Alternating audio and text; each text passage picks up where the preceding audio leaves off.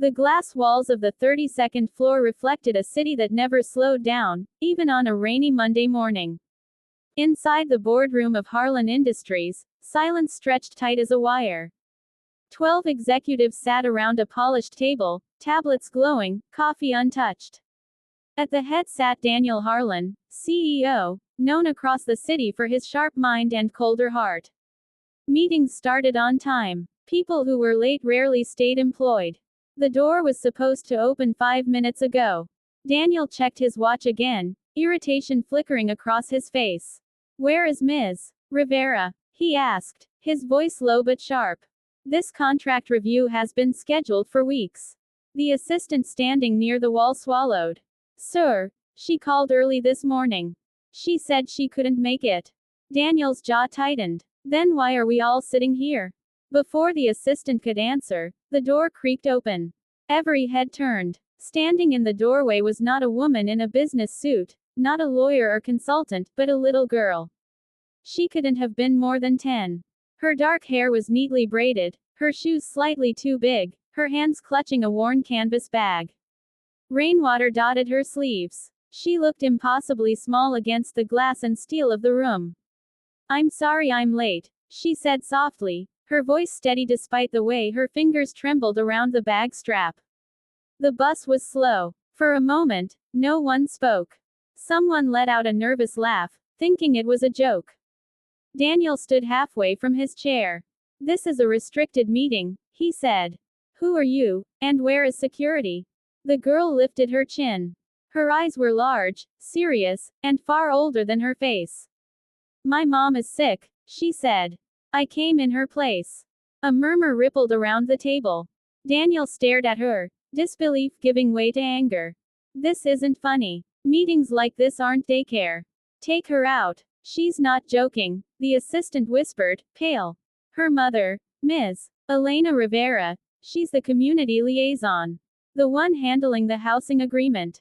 Daniel froze. Elena Rivera. The woman who had been pushing back against the company's latest redevelopment plan, the one refusing to sign off on relocating hundreds of families.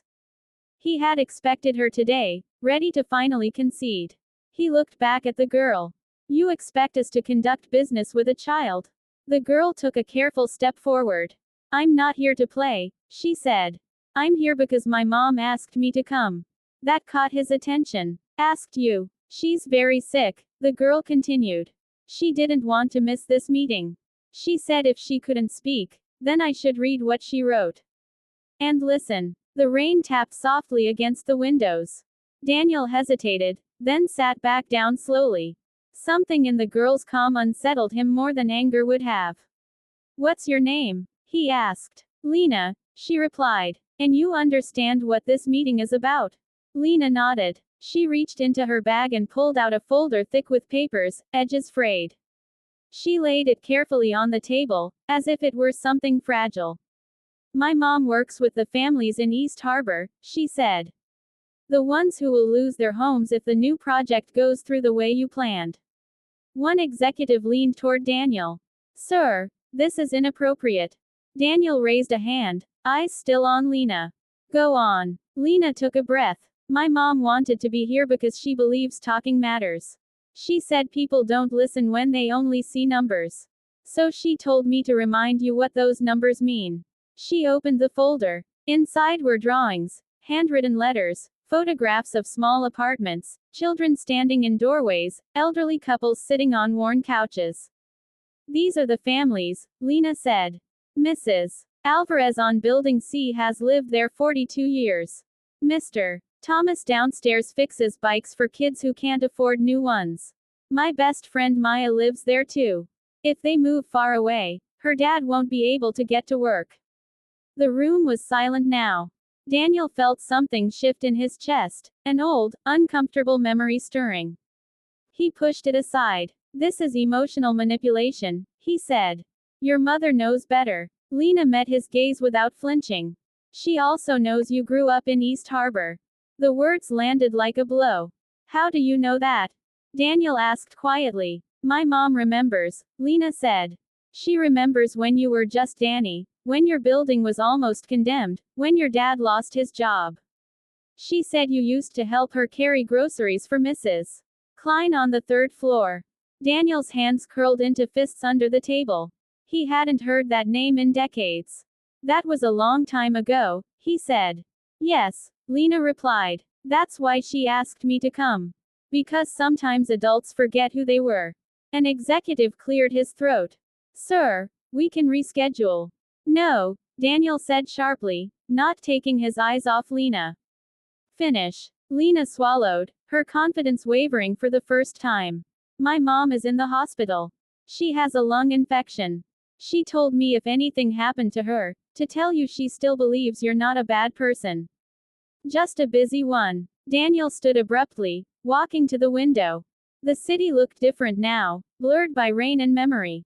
He remembered cold hallways, eviction notices slipped under doors, his own mother crying quietly at night. He had promised himself he would never be weak again. Never poor. Never powerless. Behind him, Lena's voice continued, softer now. She said if you tear down the buildings without a fair plan, you'll be breaking promises you once needed someone else to keep. He turned back. The boardroom no longer felt like a battlefield. It felt like a confession booth. What exactly does your mother want?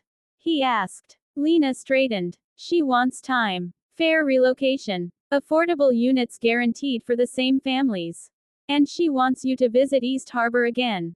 Not with cameras. Just as yourself. A few executives shifted uncomfortably. One whispered, "This is insane." Daniel exhaled slowly. He looked at the documents again, then at Lena. If I say no, what then? Lena's shoulders drooped slightly, but her voice stayed firm. Then I'll go back to the hospital and tell my mom I tried. She said trying matters. Something in Daniel broke open then, quiet but irreversible. Call legal, he said suddenly. Pause the redevelopment timeline. Draft an alternative plan with guaranteed housing. And schedule a site visit. The room erupted. Sir, I said now. When he looked back at Lena, her eyes were shining, but she didn't cry. She simply nodded, as if this outcome had always been possible. The meeting ended differently than anyone expected. Executives filed out in stunned silence. Daniel remained behind as Lena packed her folder carefully. You should be in school, he said softly. She smiled a little. I had a math test today. I think this was harder. He almost laughed. Almost. Can I take you to see your mom? He asked after a pause. The hospital. Lena hesitated, then nodded. She'd like that. Later that afternoon, in a quiet hospital room smelling of antiseptic, Elena Rivera opened her eyes to see her daughter holding a paper cup of juice and Daniel Harlan standing awkwardly by the bed. You came, Elena whispered. So did she, Daniel replied. Lena climbed onto the chair beside the bed. Mom, he listened. Elena smiled weakly, tears slipping free. Daniel looked away, ashamed and grateful all at once. In that moment, the city outside kept moving, contracts unsigned, plans rewritten. And a CEO remembered that sometimes the most powerful voice in the room belongs to the smallest person brave enough to speak.